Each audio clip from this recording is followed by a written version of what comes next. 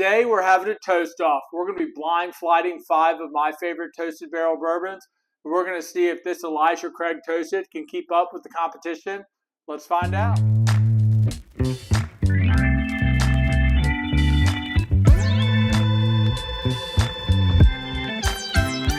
Welcome back to another episode of Neat Bourbon. My name's Tanner, and today we've got a blind flight for you guys. This is a subscriber request, so wanted to go ahead and put up 5 of the toasted products that I have and see how they all stack up. I know this Elijah Craig is kind of allocated but pretty findable these days. I want to see how that compares to some of the other offerings I have. So I know the proofs are going to vary a little bit. You've got the Blue Note Crossroads at 100. The 2XO I think is like 102. The Elijah Craig is 94. This Barrel King toasted barrel or toasted bourbon, that's 120. And then the Penelope Toasted comes in at 115. So don't quite have enough offerings to kind of level set at under 100 or over 100. But still, all these offerings are pretty good, and I want to see how they stack up against each other. And I do not know what is the number or the ordering of these. I'm just going to go ahead and mix them up some more. Been mixing them around a little bit today. But yeah, I want to go ahead and just blind flight these, rank them, and see which one comes out on top. So we're going to go into glass 1 here. Bam. So on the nose, immediately what jumps out to me is like a toasted butterscotch. Definitely a lot of toasted butterscotch there on the nose. That's sweet. It is a very pretty sweet toasted product there. That toasted butterscotch really translates to the palate. I'm not getting like any astringency there in terms of, like I think some toasted products can have. Get into glass 2. Man, so this one is very much so like burnt caramel on the nose. This is very butterscotch.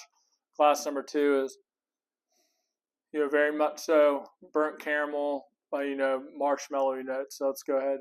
Yeah, the viscosity is definitely a little bit higher on this one. I think that is really good for a toasted product. Picking up a good amount of the barrel char there. Can really taste that toasted oak. But still, like the caramel note is pretty prominent there with a little bit of that toasted marshmallow. Whoop, don't want the... Yeah, this one definitely has a heavier toast profile on the nose, more like toasted oak, whereas these two are very like, caramel forward sweetness. Yeah, that one definitely has a lot more. Toasted oak is way more upfront, or caramel, butterscotch. The toasted oak is definitely coming out on this. Again, like not astringent on the palate. Like I think this is a well toasted product, but it just, yeah, the toast on that is definitely just getting a lot of toasted oak. It's not nearly as sweet as the first two. Does have a little bit more spice on the tongue as well. This one just definitely the nose is pretty faint, like a little like a toasted pecan pie with like the caramel inside there, but it's definitely light. The other 3 had a much more substantial nose. Yeah, that's definitely like toasted cinnamon on the palate. I got a tiny bit of like that tannic, barrel quality that I can get sometimes from like a toasted product. That's kind of the note that I was trying to figure out, like which one would be pulling out, because that can be like a little bit off-putting to me. But yeah, that tannic note is definitely sticking out. Whereas glass 3 had like a warm toasted oak. There's glass 4 is pulling out more of the tannic notes, and it wasn't nearly as sweet as glasses 1 and 2. Man, that is again like that's a butterscotch, toasted butterscotch there. That is, I like that nose. Yeah, the sweetness didn't translate to the palate nearly as much as I thought it would on the nose. Like it's definitely there, it's definitely sweet, but it's not like punching like 1 and 2. Yeah, and I get a little bit of that like tannic like metallic note like on the back there. Picking it up in these two. But first off, kind of thinking, leaning more like this order. I kind of like these three more than those two. But I'm going to go back through and we'll regroup. All right, welcome back. So I've been able to go back through these a couple times, gave them all a good nosing, and I think I've come up with my order. So these are still in the same order, like 1 through 5, as I originally tasted them.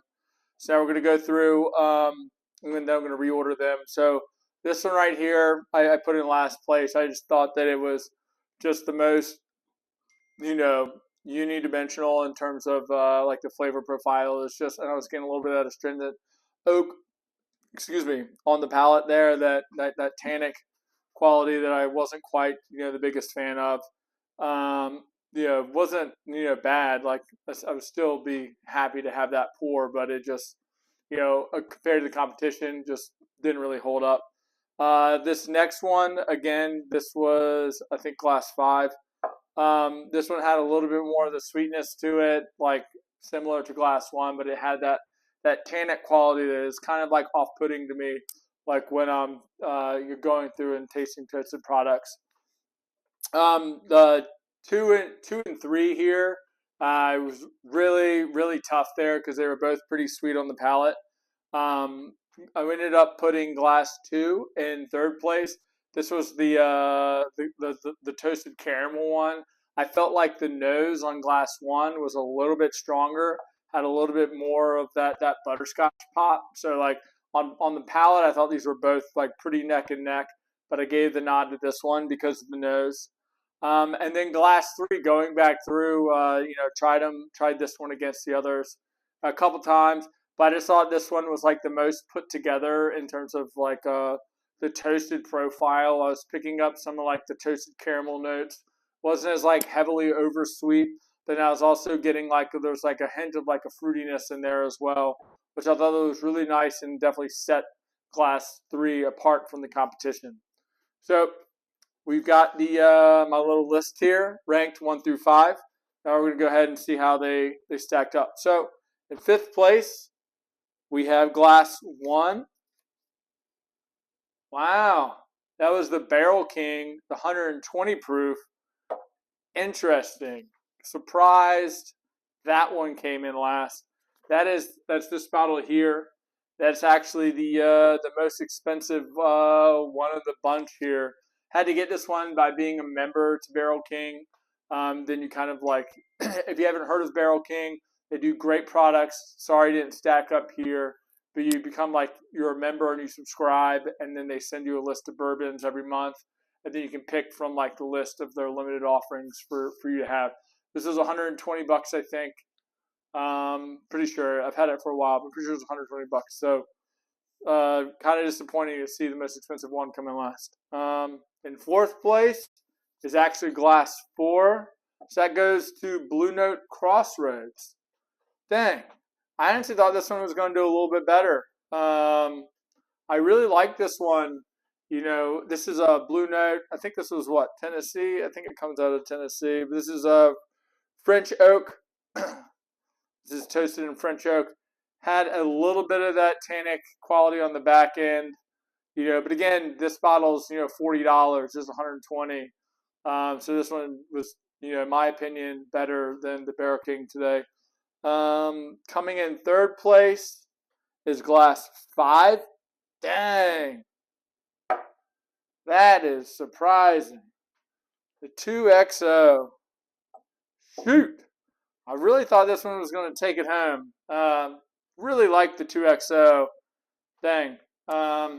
Anyways, this is Dixon Dedman's first, offering back into the bourbon space since he left Kentucky Owl. This is 102 proof.